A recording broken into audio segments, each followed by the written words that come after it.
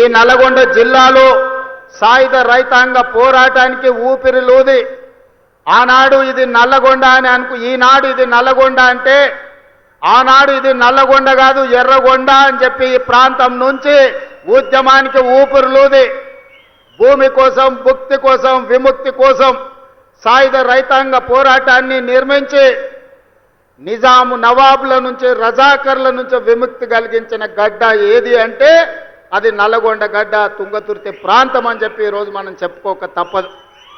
ఈ నల్లగొండ ప్రాంతానికి మొట్టమొదటి పార్లమెంట్ ఎన్నికలు జరిగినప్పుడు ఆనాటి ప్రధానమంత్రి పండిట్ జవహర్లాల్ నెహ్రూ కంటే కూడా రావి నారాయణ రెడ్డి గారికి అత్యధిక మెజారిటీ ఇచ్చి ఈ ప్రాంత సాయుధ రైతాంగ పోరాట పౌరుషాన్ని దేశానికి చాటి చెప్పిన ప్రాంతం. ఈ ప్రాంతంలో ఒక ధర్మభిక్షం కావచ్చు, ఒక దొడ్డి కోమరయ్య కావచ్చు, ఆరుట్ల కమలాదేవి కావచ్చు, మల్లు స్వరాజ్యం కావచ్చు, సాయుధ రైతాంగ పోరాటంలో నిలబడి పేదల కోసం అసూల బాసిన వాళ్ళు ఎంతోమంది నల్గొండ జిల్లా నుంచి ఉన్నారు. ఈ నల్గొండ జిల్లా చరిత్రనే తెలంగాణ చరిత్ర అంటే అతిశయోక్తి కాదు. ఈనాడు తెలంగాణ చరిత్ర ఎవరు లిఖించినా, చరిత్రకారులు ఎవరు ప్రస్తావించినా నల్గొండ గడ్డ గురించి ప్రస్తావించకుండా ఉండలేరు.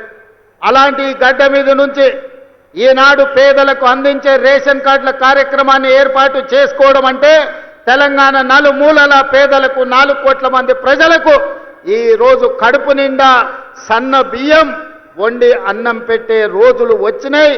అందుకే వేలాది మంది మా అక్కలు మా ఆడబిడ్డలు ఇక్కడికి వచ్చి ఆశీర్వదించడానికి వచ్చిండ్రు. వాళ్ళందరినీ నేను మనస్ఫూర్తిగా అభినందిస్తున్నా.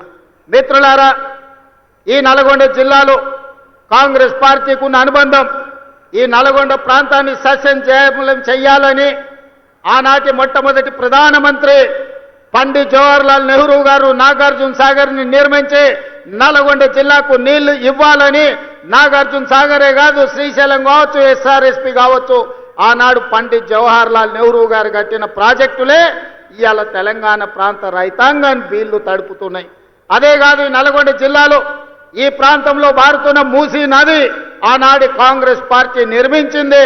కాంగ్రెస్ పార్టీ నల్గొండ జిల్లాకు నీళ్లు ఇచ్చింది. ఇవాళ నేను అడుగుతున్న మిత్రులారా, ఇవాళ ఒక ఆయన ఎట్లొస్తాడో ముఖ్యమంత్రి అడ్డుకుంటా ఆయన గోదావరి నీళ్లు తేలేదు అని అన్నాడట. నేను ఆయనకు చెప్పదలుచుకుని పక్కనే కూతవేటు దూరం ఉంది, ఈ పక్కనే ఉన్నాడు. ఆయన ఉన్నది 3 అడుగులు, ఆయన 6 అడుగులు ఎత్తే కూర్చున్నాడంట ముఖ్యమంత్రిని అడ్డుకుంటా అని.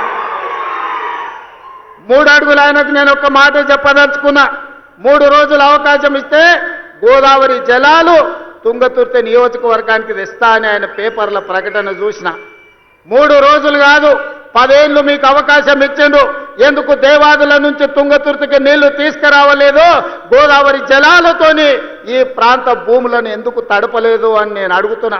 అందుకే ఆయనకు చెప్పదలుచుకున్నా, అయ్యా గ్లాసులో సోడా పోసినట్టు కాదు గోదావరి జలాలు తుంగతుర్తికి తేవడం అంటే. నీకు తెలిసిన విద్య ఒక్కటే, దొరగారి ముందల చేతులు కట్టుకొని గ్లాసులో సోడా పోయడమే కానీ నీకు తెలిసిన విద్య అంతకంటే లేదు. నీ ఊరు మండలం చేసుకున్నావు, మండల ఆఫీస్ అన్న తెచ్చుకున్నావా, ఎంఆర్ఓ ఆఫీస్ అన్న తెచ్చుకున్నావా, పోలీస్ స్టేషన్ అన్న తెచ్చుకున్నావా? 10 ఏళ్ళు మంత్రిగా ఉండి నీ నాయకుడు ముఖ్యమంత్రిగా ఉంటే నీ సొంత మండలానికి ఒక ఎంఆర్ఓ ఆఫీస్, ఎంపీడీఓ ఆఫీస్, ఒక పోలీస్ స్టేషన్ తెచ్చుకోలేని సన్నాసివి ఇవాళ మా మందుల సామెలు తీసుకొస్తే సిగ్గుతో తల ఉంచుకోవాల్సింది పోయి ముఖ్యమంత్రిని ప్రభుత్వ కార్యక్రమాన్ని అడ్డుకుంటానని ఆయన ప్రగల్భాలు పలుకుతుండు. ఏది ఒక్కసారి అడ్డుకొని చూడు, మా తుంగతుర్తి నియోజకవర్గంలో కాంగ్రెస్ పార్టీ కార్యకర్తలు చూసుకుంటారు. గా పక్కనే రామరెడ్డి దామోదర్ రెడ్డి గారు ఉన్నారు ఊరికాడ. మేమందరం ఈ వేదిక మీద ఉన్న వాళ్ళు ఎవరు అక్కర్లేరు. మా దామన్న ఒక్కడు జాడు ఈ నియోజకవర్గంలో కూర్చుంటే అడ్డుకునేటోళ్ళు ఎవరో, అడ్డం పడేటోళ్ళు ఎవరో, వాళ్ళ కథ ఏందో, వాళ్ళ కమామిస్ ఏందో దామన్ననే తేల్చగలడు. ఇవన్నీ నేను మాట్లాడగలను, కానీ ఇది అధికార కార్యక్రమం కాబట్టి ఎక్కువ తక్కువ నేను ఇంకా చెప్పదలుచుకోలేదు. విషయం నీకు అర్థమైతే అర్థమైనట్టే అని నేను ఈ వేదిక మీద నుంచి వారికి సూచన చేస్తున్నా. అందుకే మిత్రులారా, ఇవాళ తెలంగాణ రాష్ట్రంలో మీరు ఆలోచన చేయండి. 10 సంవత్సరాలు పరిపాలన చేసిండ్రు. ఏనాడైనా పేదవాడికి రేషన్ కార్డు ఇవ్వాలన్న ఆలోచన వచ్చిందా? పేదవాడికి సన్న బియ్యంతో బుక్కెడు బువ్వ పెట్టాలన్న ఆలోచన ఎప్పుడైనా చేసిండ్రా? ఇవాళ 10 ఏళ్లలో మీరు ఇవ్వని రేషన్ కార్డు, లక్షల కొద్ది రేషన్ కార్డులు మేము ఇస్తున్నాం. కోట్ల మందికి 3,10,00,000 మందికి ఇవాళ సన్న బియ్యం ఇస్తే రేషన్ షాపుల దగ్గర పెద్ద పెద్ద బార్లు తీరిన లైన్లు ఉంటే ఇవాళ ఆయన అంటున్నాడు రేషన్ షాపుల కాడ బార్లు తీరినరని. మీరు గ్రామాలలో రేషన్ షాపులు ఎన్నడూ తెరవలే, బెల్ట్ షాపులు మీరు తెరిచిండ్రు.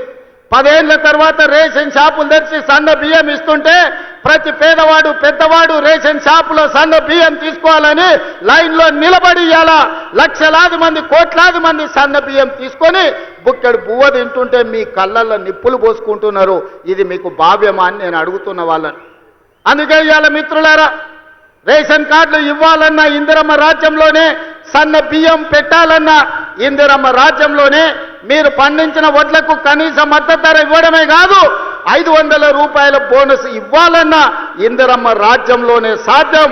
మీరు బ్యాంకుల్లో తెచ్చుకున్న అప్పులు 2 లక్షల రూపాయల రుణమాఫీ, 25,55,968 మందికి 21,000 కోట్ల రూపాయలు 15 ఆగస్టు నాడు మీకు రుణ విముక్తులను చేసి ఏ విధంగా దేశ స్వతంత్రం పేదలకు వచ్చిందో, రుణ విముక్తి నుంచి బ్యాంకుల నుంచి స్వతంత్రం ఇప్పించి పేదలకు 21,000 కోట్ల రూపాయల రైతు రుణమాఫీ చేసిన ప్రభుత్వం ఇందిరమ్మ రాజ్యం అని నేను ఈ సందర్భంగా చెప్తున్నా. ఇదే కాదు, రైతు భరోసా ఇస్తలేరు. రైతు భరోసా రేవంత్ రెడ్డి ఎగ్గొడతాడు. రైతులను మోసం చేసిందని ఊరూరా వాళ్ళు ఒగల ఏడుపులు ఏడ్చిండ్రు. ఇంటింటికి పోయిరు, కడుపులో తలకాయ పెట్టిర్రు. కడుపులోనేమో సంతోషంగా ఉంది, ఎగ్గొడితే బాగుండు మా పండుగ వండు అని.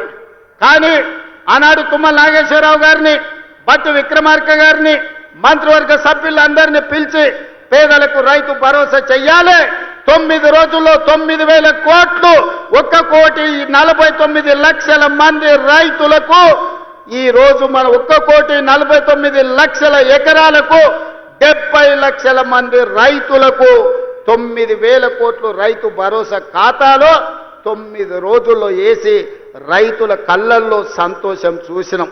వ్యవసాయం దండుగ కాదు, వ్యవసాయం పండుగ అని గిట్టుబాటు ధరతో పాటు బోనస్ ఇచ్చినాం.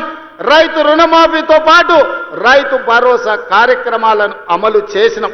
మీరు పండించండి, మీరు పండించిన చివరి గింజ వరకు కొనుగోలు చేస్తాం, 500 రూపాయల బోనస్ ఇస్తామని చెబితే 1 సంవత్సరం తిరిగే లోపలనే 2,85,00,000 మెట్రిక్ టన్నుల వడ్లు పండించి భారతదేశంలోనే తెలంగాణ రాష్ట్రం నెంబర్ 1గా నిలబడి ఈరోజు దేశమే తలెత్తుకునే విధంగా వరి ధాన్యాన్ని ఉత్పత్తి చేసిన రాష్ట్రం తెలంగాణ ఉన్నది అని అంటే ఈరోజు మన రైతుల యొక్క కృషి, కాంగ్రెస్ ప్రభుత్వం యొక్క ప్రయత్నం అని చెప్పి నేను ఈరోజు చెప్పదలుచుకున్న మిత్రులారా.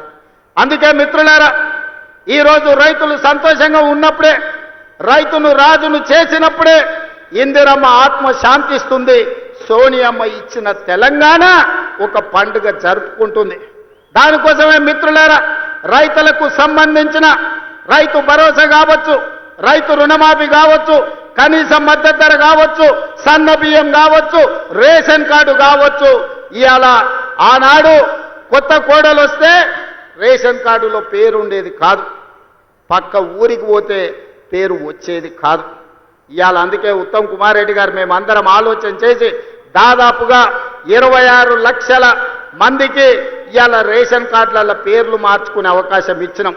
5,61,000 కార్డులతోని 17 లక్షల మందికి కొత్త రేషన్ కార్డులు ఇచ్చి 40 లక్షల పైగా ఈరోజు తెలంగాణ బిడ్డలకు సన్న బియ్యం అందిస్తున్నాం. 3,10,00,000 మంది దాదాపుగా ఇవాళ సన్న బియ్యం తింటున్నారు అని అంటే కాంగ్రెస్ పార్టీ ఇందిరమ్మ రాజ్యంలో మనం తీసుకున్న నిర్ణయాలు. ఇవాళ